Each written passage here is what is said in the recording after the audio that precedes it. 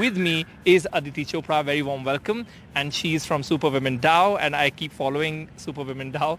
I of course know about it, but if you can give a brief introduction to our viewers, and of course then we get on to the Solana Hack conversation. Got it. So I'm Aditi, founder of Superwomen DAO. Superwomen DAO is basically, DAO is an entity operating in Web3, which is a decentralized autonomous organization.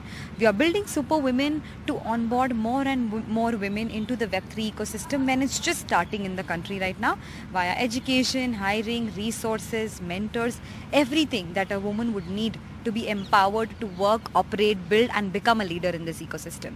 That's about Superwomen. Our idea here is that when Web2 really started decades ago, when starting off Amazon, Google, all of those things, women were sort of left out. Even if not left out, they became a minority in the tech ecosystem.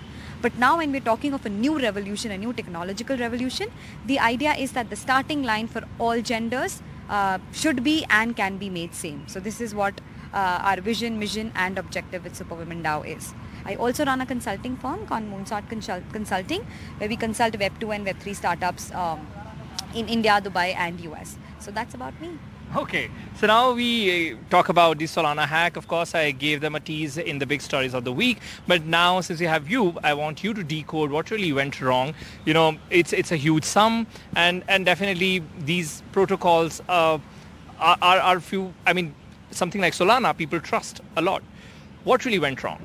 No, absolutely. If you look at it, Solana is like the 9th biggest chain by market cap in all of the world. And in India, if you look at it, when it comes to knowingness and awareness in the community, Solana is one of the foremost chains that people know about, because given its strong community and the community-driven nature that it has. About the hack, what has been happening is in the past 48-72 hours, a lot of people who have their assets held into the wallets built on Solana chain, Phantom and Slope, have started seeing their money being drained out. Now, nobody really knows the reason. It's too early to say what has really happened, but there have been speculations that it's quite possible that these dApps, these decentralized apps, which are these wallets built on this chain, they take your data for sign-in and all of that, and that could be one of the reasons where those wallets have been exposed to all of these, sleeper cells which are causing these hacks. Other reason could be the mainnet technology, but nobody at this point really knows where the breach really happened from, and I think I would refrain unless we have any solid reasons. About how people can really take care of not losing their money, what I would suggest is to be safe and move your money into colder wallets, or look at centralized exchanges temporarily. Now that's basis your personal belief, but yeah, just like a brief of. Yeah, sure. We will talk about those tips as well. And, when it comes to the cause of the problem, so Solana hasn't really confirmed anything yet. They say we yet to see what the problem really is. But definitely they have claimed that it's one of their wallets which has caused this problem, and that is Slope. So Slope has come in the middle of this controversy. It has become the center point. And they've also come out with a statement where they say that, yes, a cohort of Slope wallets were compromised in the breach. And in their statement, they also give the audience a few tips as well, where they say, I'm reading it of their statement: create a new and unique seed phrase wallet, transfer all assets to this new wallet. We do not recommend using the same seed phrase on this new wallet that you had on Slope. So that is what they have said. They've accepted. On the other hand, Solana has also out and loud said that it's a Slope which has been compromised and not Solana platform. So what would be, let's say, 3 tips from you that you would like to give the audience?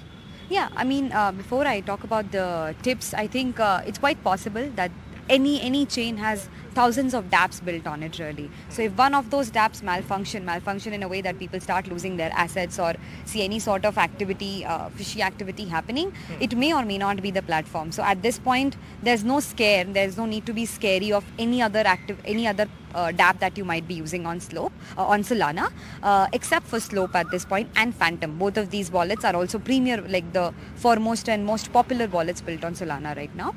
At this point, some 7,000 wallets have been compromised and millions of money might be out there. But what people who are yet on Solana and in these wallets can do is basically move to colder wallets. Colder wallets are basically more secure wallets which may not be as accessible.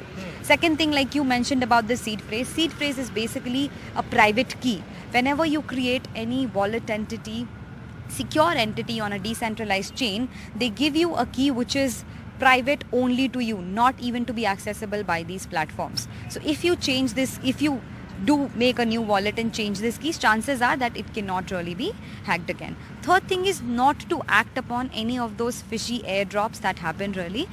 They have been a reason for quite a lot of weird activities that have happened on the blockchain in the past few months, not just Solana but a couple of other chains as well, is people clicking on the tokens and the NFTs that have been airdropped into their wallet. Several reasons out of the excitement, the interesting incentives and rewards that they come with. So that's something that people shouldn't be doing. And the third thing is education and awareness. This is not just pertaining to the Solana hack that we're seeing right now, but otherwise also. See, because Web3 is in a building phase right now. There will be some things that will go wrong and all of that. These are the foundational blocks. But what we as people in the ecosystem, invested in builders, can do is be educated about it. Like when I'm choosing to use a dApp, I'm choosing to build a wallet, understand a little bit more about what is the purpose of those things, right? I mean, of course, these are popular, credible wallets, and we are seeing them, but a lot of times people get into schemes where wallets have been very fishy, nothing has been known about them, and they have very interesting incentives.